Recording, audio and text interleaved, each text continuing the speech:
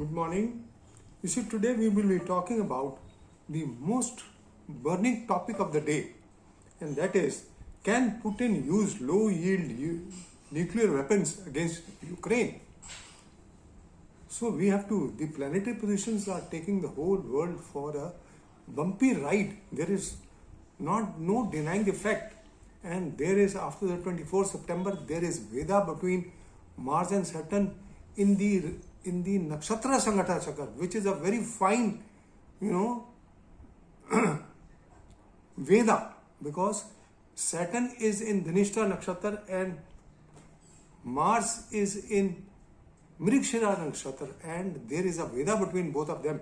It is said in mundane astrology, and as per the classical text of mundane astrology, that if there is a relation between Mars and Saturn as per Parashar aspect, it is not necessary then there could be war.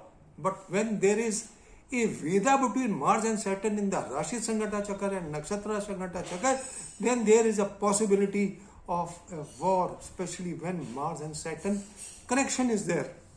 So, unfortunately, what is happening? From the 24th, there is Veda between Mars and Saturn in the Nakshatra Sangata Chakra. Now, on the 16th of October, Mars will change to Gemini, and from Gemini, it will give an aspect to Saturn by 8th aspect.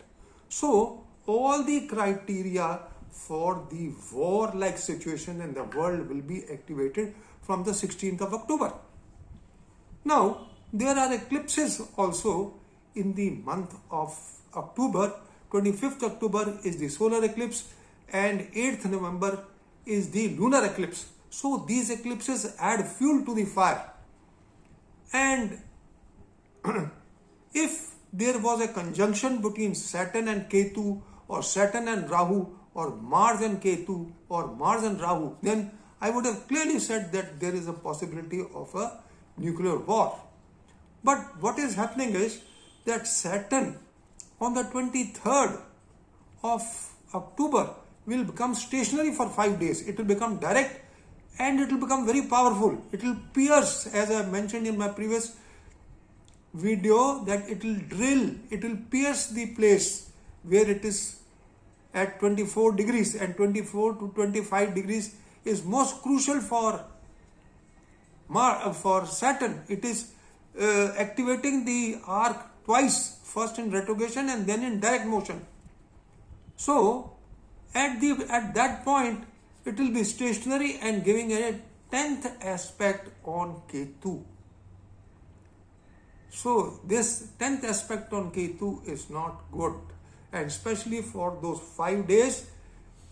And then on the 16th of October, Mars will be aspecting Saturn, and Saturn will be aspecting Ketu. These two parameters, and the third parameter is that at the time of Mars ingress in Aquarius, at the time of Saturn ingress in Aquarius, it will be aspecting both Ketu and Rahu the same day. First it is aspecting Ketu from Capricorn, then same day it will aspect Rahu when it goes in Aquarius by the third aspect. So these parameters point out that there is a possibility, although there is a weak possibility, but the possibility cannot be ruled out. And in the case of Russia foundation chart, the eclipses are taking place in the 2-8 axis. In the second house, the eclipse will take place in the Swati Nakshatra, and in the 8th house, the eclipse would take place in the Bharani Nakshatra. And they are dreaded. These are the dreaded eclipses, and in the 2-8 axis. And similarly, in the case of Ukraine, it is also taking place over the natal Saturn and Moon in the 8th house. So friends, it is most crucial. These parameters are most crucial. These eclipses are adding fuel to the fire, and there is a possibility that, especially because Russia has lost Lehman and he will be forced to take an aggressive step, and he might use the low intensity nuclear weapons. This is only thinking about the negative part. The positive part is that since there is no conjunction, so it may not happen. But possibility cannot be ruled out because Rahu and Ketu both will be activated by Saturn, and the dispositor of Rahu is Mars, which is activating Saturn. So all this points out that there is definitely a possibility which cannot be ruled out. So this is all, friends. I just wanted to share that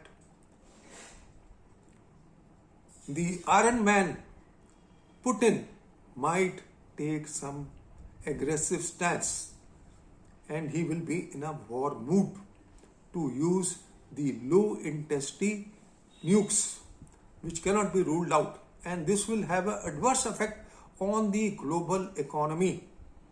So this is one point. So in the next video I shall be discussing more parameters and most turbulent time from the 24th September to first of all the 17th January and then till the 13th March 2023.